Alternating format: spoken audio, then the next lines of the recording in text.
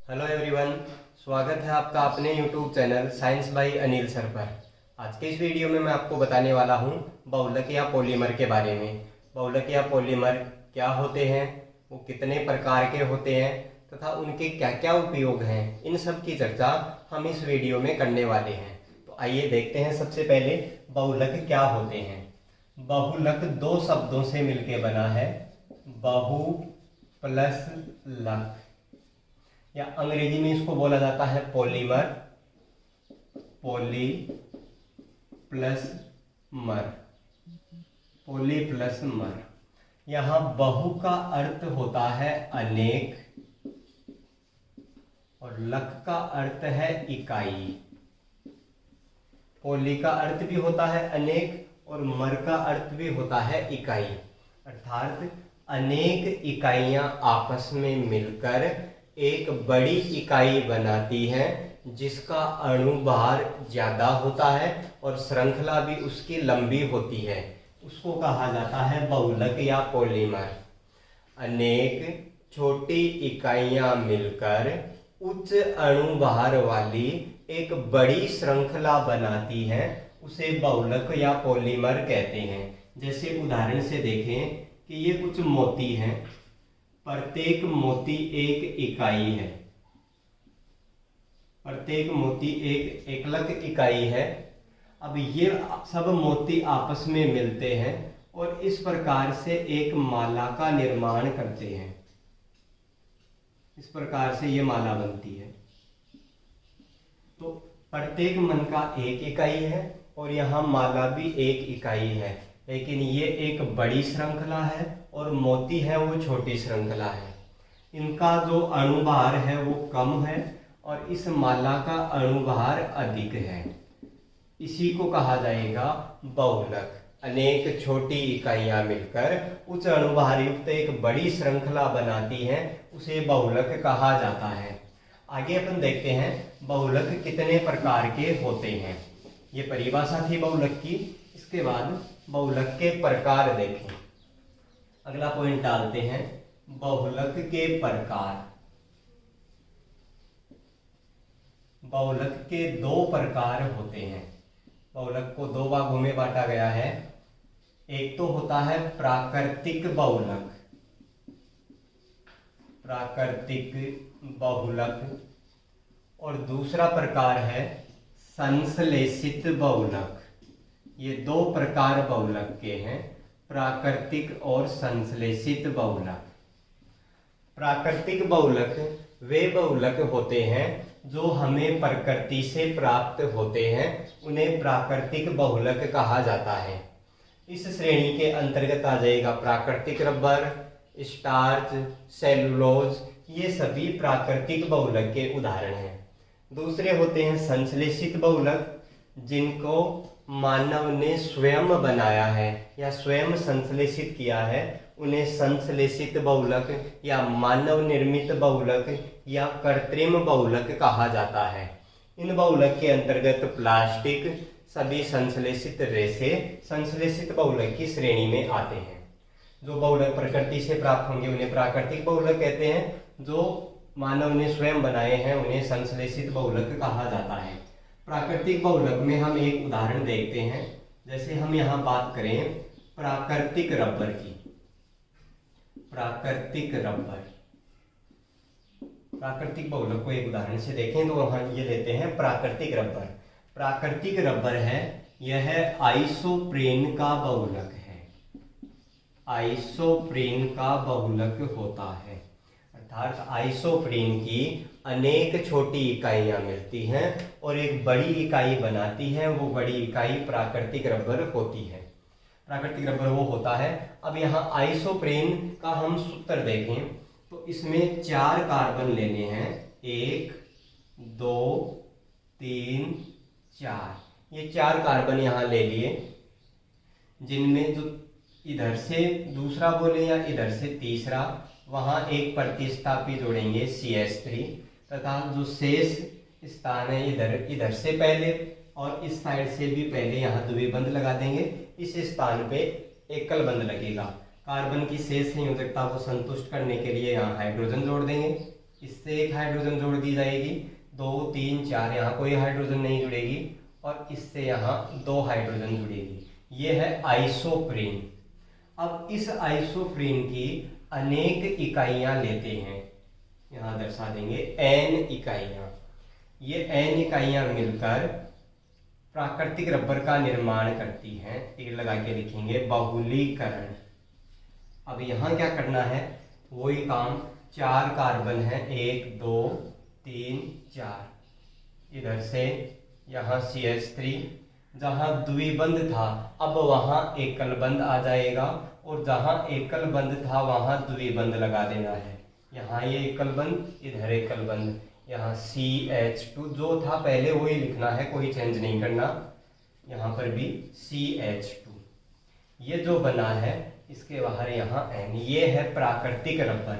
तो पहला प्राकृतिक बहुलक का एक उदाहरण देखा अपन ने, प्राकृतिक रबर का। इसके बाद हम बात करेंगे संश्लेषित बहुलक के बारे में। दूसरा है संश्लेषित बहुलक। संश्लेषित बहुलक वे बहुलक होते हैं जो प्रकृति से प्राप्त नहीं होते, बल्कि जिनको मानव ने स्वयं रसायनों का उपयोग करके बनाया है, उन्हें संश्लेषित बहुलक कहा जाता है।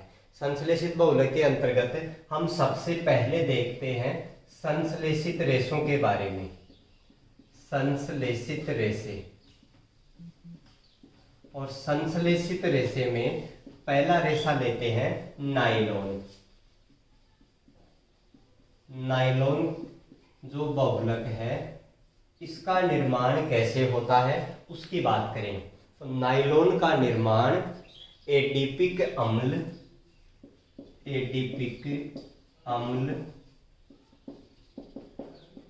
और हेक्सामेथिलीन डाईएमीन, हेक्सामेथिलीन डाईएमीन के बहुलीकरण से नायलॉन बनता है। अर्थात नायलॉन में एडिपिक अम्ल और हेक्सामेथिलीन ये छोटी इकाइयां हैं, ये इकाइयां मिलकर नायलॉन का निर्माण करती हैं, जो एक बड़ी इकाई है। अब नायलॉन है ये 66 होता है, नायलॉन 66। इस किससे बना है उसको याद कैसे रखें, तो यहाँ याद रखने की एक सीधी सी ट्रिक है। नायलॉन 66 का नाम आते ही हमारे ध्यान में आनी चाहिए एडी। एडी को करना है पिक, तो वो तो हो गया एडिपिक अम्ल। उसके बाद दूसरी इकाई है हेक्सामेथिलीन डाईएमीन। इसको हम क्रिकेट के आधार पे ध्यान में रख सकते हैं। हेक्स का मतलब होता है 6, तो यहाँ से हम ये बोले छक्का मार रहा है मेथिलीन और डाई लगा रहा है एमीन। इस प्रकार हम इसको याद रख सकते हैं, छक्का मारा मेथिलीन ने और डाई लगाई एमीन ने। इन दोनों के बहुलीकरण से नायलॉन 66 बनता है। अब इसका संरचना सूत्र देखें कि ये किस प्रकार से बन रहा है, तो उसको देखें।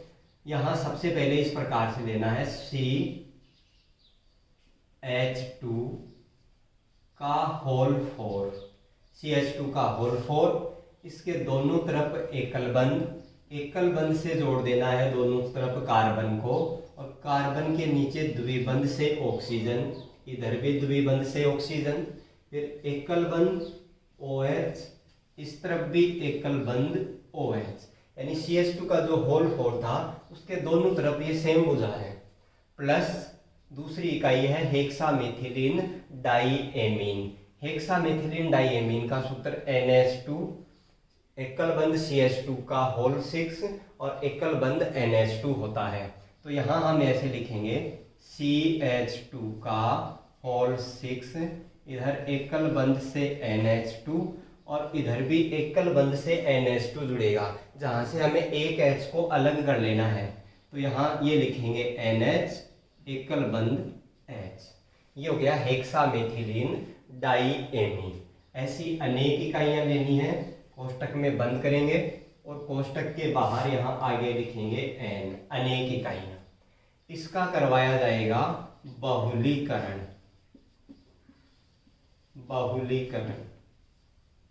बहुलीकरण कराने पे क्या होगा कि यहाँ ये OH और H ये आपस में मिलकर जल का निर्माण कर देते हैं। इसी प्रकार यहाँ से ये OH और यहाँ NH2 से एक H, ये भी आपस में मिलकर जल का निर्माण करते हैं। तो जो जल बन रहा है उसको हम अलग लिख देंगे और बाकी को अलग लिखेंगे। तो यहाँ से लिखें, ये नहीं लिखना, यहाँ से स्टार्ट करना पड़ेगा।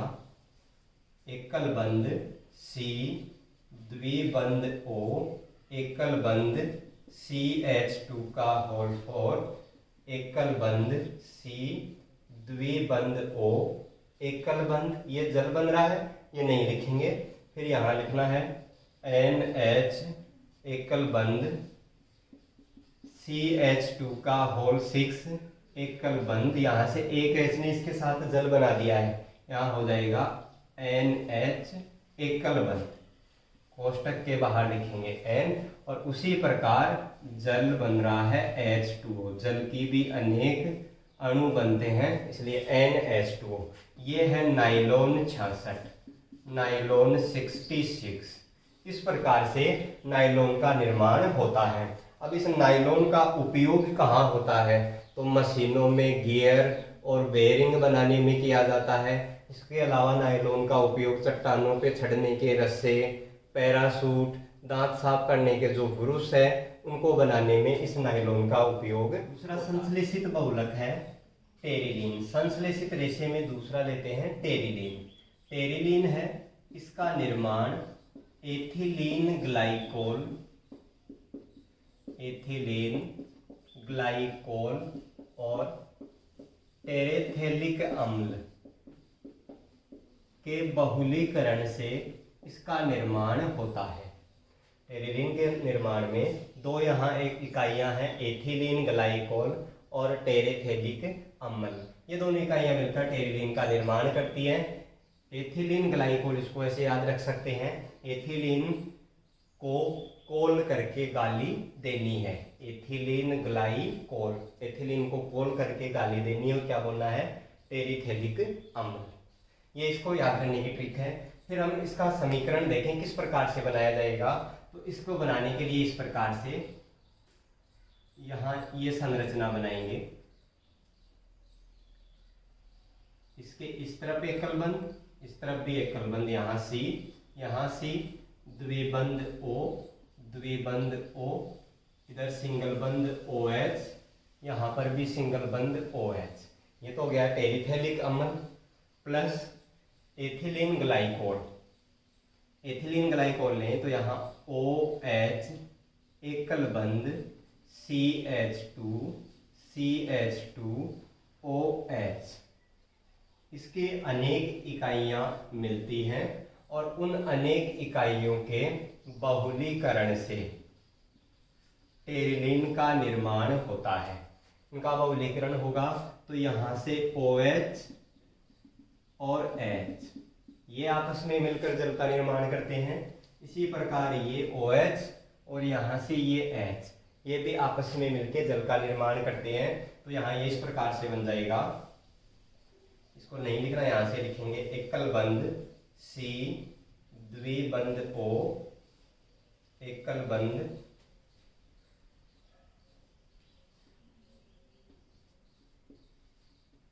यहाँ फिर CH2, ये नहीं लिखा, ये O लिखा, यहाँ O है, O लिखना है O, एकल बंध CH2, एकल बंध CH2, एकल बंध O। H ने यहाँ जल बना लिया, यहाँ एकल बंध, इसको कोष्टक में इस प्रकार से बंद कर देंगे। कोष्टक के बाहर यहाँ लिख देंगे N, और उसी प्रकार जल के भी N अणु बनते हैं। ये है टेरिलीन। तो टेरिलीन का निर्माण एथिलीन ग्लाइकोल और टेरेथेलिक अम्ल के बहुलीकरण से होता है। टेरिलीन का जो उपयोग है वो कपड़े, नावों की पोल, चुंबकीय टेप, बेल्ट आदि को बनाने के लिए टेरिलीन का उपयोग होता है। संश्लेषित रेशे में तीसरा रेशा है रेयोन। रेयोन का निर्माण है वो प्रकृति से प्राप्त सेलुलोज से होता है, इसलिए पूरी तरह हम इसको कृत्रिम रेशा नहीं बोल सकते।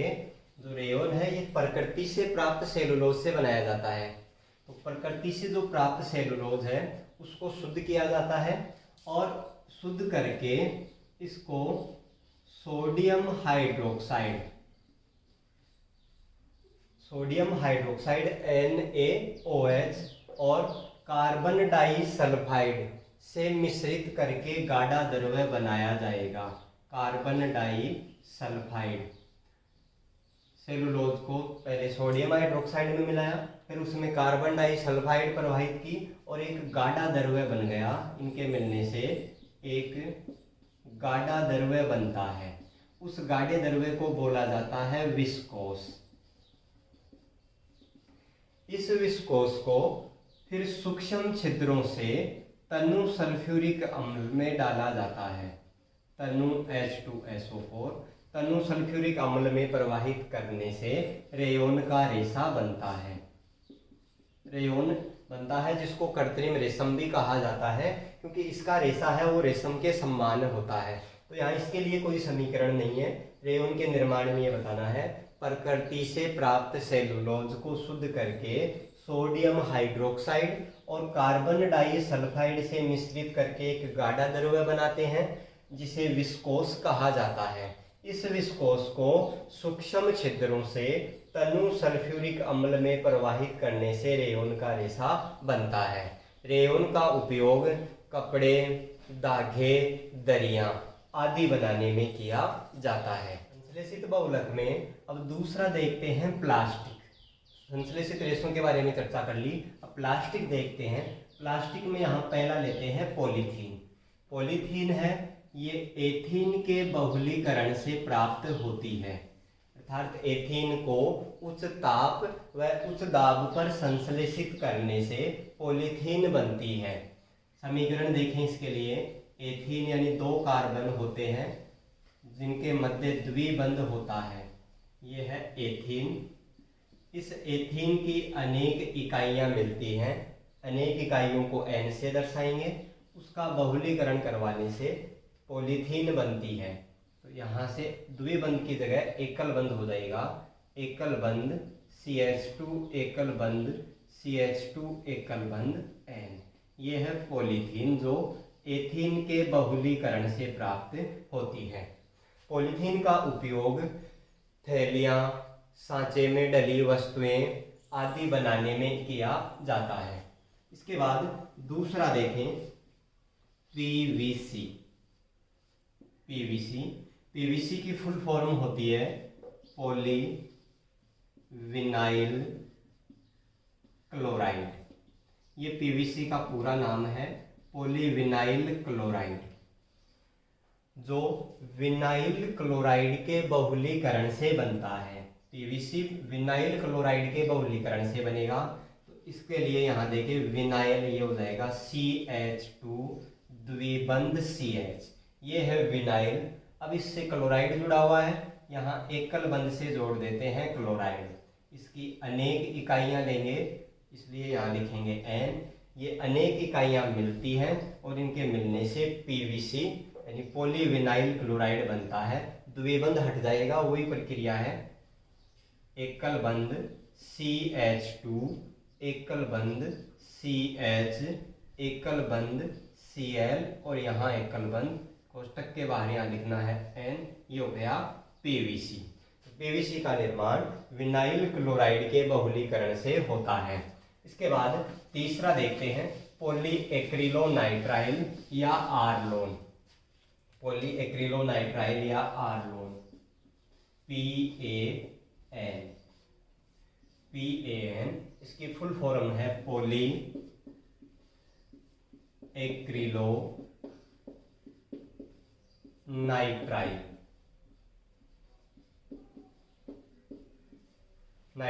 या इसको विनाइल साइनाइड भी बोला जाता है।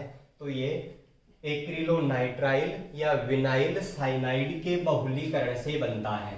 सूत्र देखें, सेम इसी की तरह होगा, केवल यहाँ चेंज करना होता है क्लोराइड के स्थान पे। तो यहाँ इसमें ऐसे लिखेंगे CH2 द्विबंध CH एकल बंध, यहाँ एक्रिलोनाइट्राइल या साइनाइड, यहाँ हो जाएगा CN।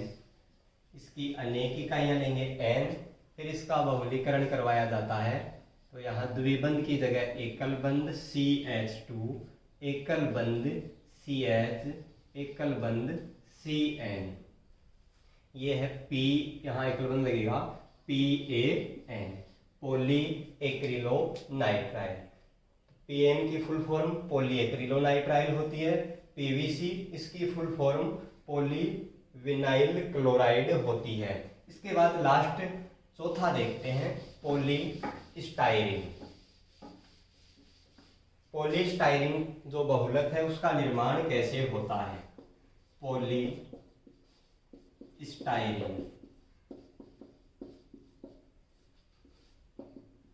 पॉलीस्टाइरीन इसका निर्माण विनाइल बेंजीन के बहुलीकरण से होगा। Vinyl CH2 द्विबंध CH, benzene C6H6 होता है, जहां से एक H हटके यहाँ एक कार्बन इसके साथ बंध बनाता है, C6H5। N इकाइयां, इनका बहुलीकरण करवाया जाएगा। द्विबंध की जगह एकल बंध कर देना है, एकल बंध CH2, एकल बंध CH, एकल बंध C6H5। ये बन गया विनाइल बेंजीन।